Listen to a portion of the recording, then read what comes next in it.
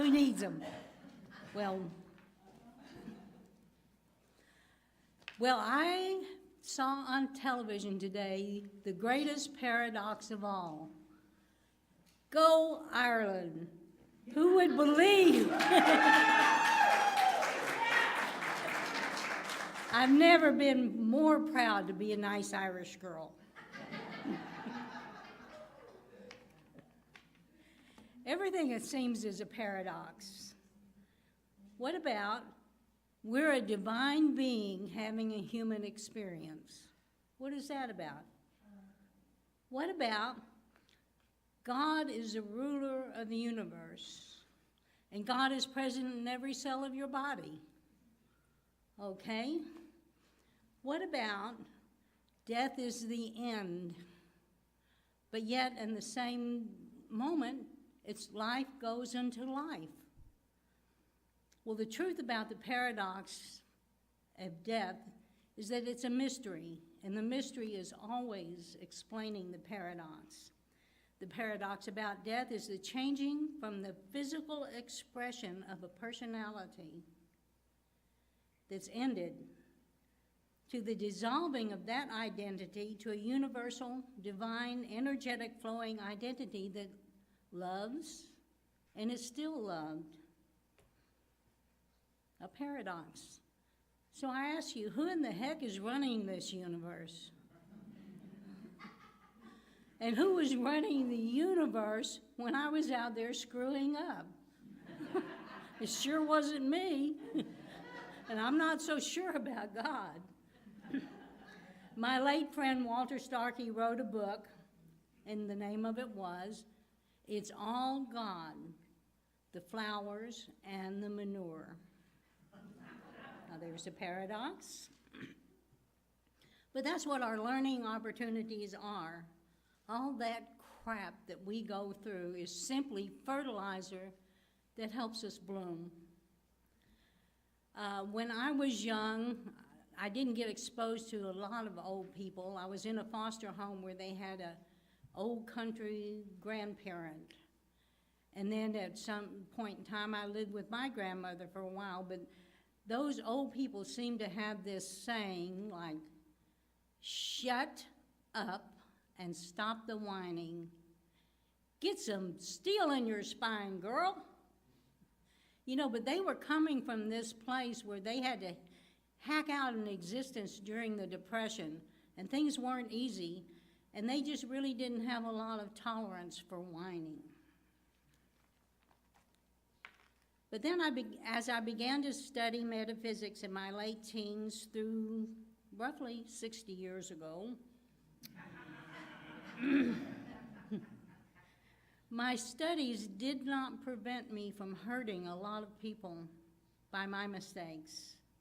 For years, well, for decades, I whined because I suffered remorse for all the things that I had done that had hurt other people. But what I've come to know is that God is in the mistakes. How can that be? We've always been taught God is the salvation, Jesus is the salvation. But the truth is God is there in your mistakes also. Things would have been a lot more pleasant if hadn't been such a slow learner. But what I've come to know now is not to let my errors overcome my life. I did for the longest time. I learned to shut up and not put my laser focus on those errors. There's a funny story, and I've told you this story before about focus. It seems like there were these 4 old ladies in a retirement center in Miami, and they're sitting in the lobby playing mahjong. When in walks this older fellow, tall, white hair, good looking, like Glenn.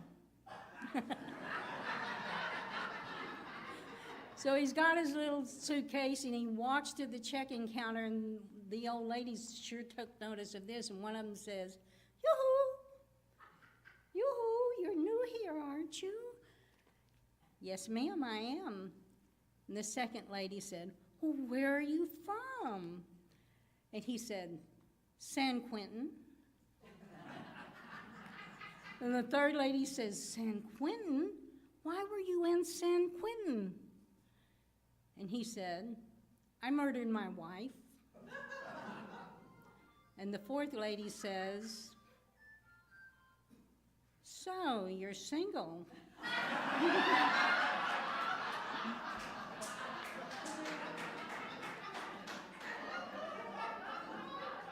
Now, there's a lady that knows how to focus on her goals.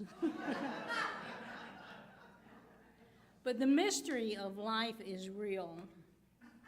The life you know and are experiencing is not real. It's an illusion. It's a thin layer of events covering a deeper reality. The illusion of life is to help you expand and grow and to learn to look at yourself with love. Now, this is an immense paradox to think that what you are experiencing is not real. The joys and the pains are an illusion. And there's a deeper mystery that is the reality. Now, I have this personal theory. I don't think I've heard anyone else say it. But this is my theory, that in every single life, you have to experience being the crucified, and even worse, you have to experience being the one who crucifies. And that's a lot more painful. But how else can we learn compassion if you don't experience both of those and see both sides of the situation? We're teachers and students in every event in our life. And I'm sure that all of you, like me, has a spouse or a child or someone that is going to hold up a mirror of truth right here in your face. My person's my daughter. All right, mothers that have daughters, you know, okay? Through it all, my inner voice whispered to my desires. The voice whispered through my pain and my worries, and it whispered through my everyday living. And this whispering voice is God calling us to remember, to reunite, to lose our separateness, and rejoin the awareness that the breath of God ignites in my very cells every minute of every day. And that whispering voice is a sacred call to live, to really live life fully. So I ask you, is life living you, or are you living life? It's your choice, baby. Sometimes, to respond to that voice and the urging voice of God, we have to go through the painful illuminating of our own dark crevasses. And it hurts. Amazing grace is not achieving a transcendent moment where God swoops down on you and says, okay, darling, everything's okay. It ain't it. Amazing grace is in the journey you take. And we've all made poor choices, so you ask yourself, self, how do I get out of this pit? I am so low, I can't even jump off a penny. But the paradox is not in the answer, it is in the question, and the question is a signpost of where you are in consciousness. So pay attention to the questions that you're throwing out there to God or to yourself and the criticism. You know, stop it. It's a signpost. Move away from it. When you're going through, it sure doesn't feel like an illusion, does it? It hurts. I remember reading Byron Katie, who is a wonderful teacher, and she said, when you argue with reality, you're sure to lose, but only 100% of the time. For myself, I can't tell you when I healed from my personal post-traumatic stress syndrome. But I can tell you that I knew at some point it happened in another life. It happened to a chapter that had been read and finished. It's when I felt a softening and a surrender, and I had no more emotion attached to the memory that caused the stress. When there was no more pain attached or emotion attached to that memory was healed. So I got to move on to the next memory. Do the same process over and over, but ultimately you can heal the memories that cause you the post-traumatic stress. It's not just servicemen that have it. Ram Dass tells us that the only reason for suffering is to learn you don't have to. And that you may have the same event, but you don't have to assign it the same amount of suffering. Well, when we were living in Waco, we came to Fort Worth to do a wedding, and we stayed at Miss Etta's place, and it was on the second floor. And I want to tell you, those revelers in downtown Fort Worth go on forever. We couldn't sleep because we were used to quiet, so we started watching old movies, and I know Glenn's told you the story, but we watched a movie called I'll Be Seeing You that was made in 1944 with Joseph Cotton and Ginger Rogers. And Joseph Cotton was a soldier that had suffered a lot of trauma, and he was trying to regroup himself. And he met Ginger Rogers on a train and got to know her family, and it became a wonderful relationship. So like they did in 1944, they walked downtown to the movie in the little town, and they saw a war movie. And so on the way back, the walk back home, Ginger Rogers' character asked Joseph Cotton's character, was the war really like that? And he said, no. He said, when you are in battle, the war is only 10 feet wide. And you know, that's what we do to ourselves. We get so focused on our own drama, our own pain, and our own whatever it is we're going through, that we're in that 10-foot wide box. It's a jail that we make for ourselves when life is out there. But we choose to be confined into this atmosphere of drama. So the point of this message is, for each of you who are struggling with some kind of a memory, to acknowledge the pain as the music of creation calling for you to remember your divinity. To begin pointing the compass away from the box within which you have walled yourself. It's a lesson in human experience that you must forget. You have to remember your divine essence and see yourself as a strong divine creature that you are. And I know Glenn's told you the story several times about Gideon. So Gideon's down there in a pit threshing wheat. And up from the pit, there's this tree, and up in the tree is the angel, God's legal representative on earth. And the angel's looking down at Gideon, and he says to Gideon, "Thou great and mighty warrior." And Gideon's like, "You've got to be kidding me.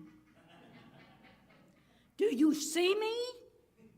I am down here. I am in the pit. I am hiding. You are crazy." So the angel was not crazy. He did see, as God's legal representative, that Gideon was a great and mighty warrior. All it took is for Gideon to start seeing this himself. And he did.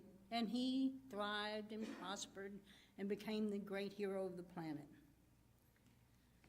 So when you walk through whatever pain it was that you've experienced, and you come out into the light, what you get is like a Boy Scout, Eagle Scout patch for your soul. Right there. You won. You won a victory. Enlightenment is defined as a fundamental change in consciousness. So change your consciousness to that consciousness that God sees in you. Learn to embrace the paradoxes in your life as simply signposts, and know that there is a great mystery behind whatever seems to be a paradox. Now, the greatest paradox for spiritual beings having a human experience, you know that means trouble, is that something that is unknown to us is already known by us. You know, what's with that? How can that be, that the unknown is known? Well, I bet everybody in here has had this experience, not just me, but you're there chopping wood, carrying water, doing your daily life, and then suddenly it's like a lightning flash, whoosh, right across your mind, and you've gotten the secret to the universe, but it's speeded by so fast that you lost it. But yet you know you've had that profound experience. But what happens as you become closer to God and you have to talk to God because your back's against the wall, like, who else are you going to talk to? People are tired of hearing about it, you know?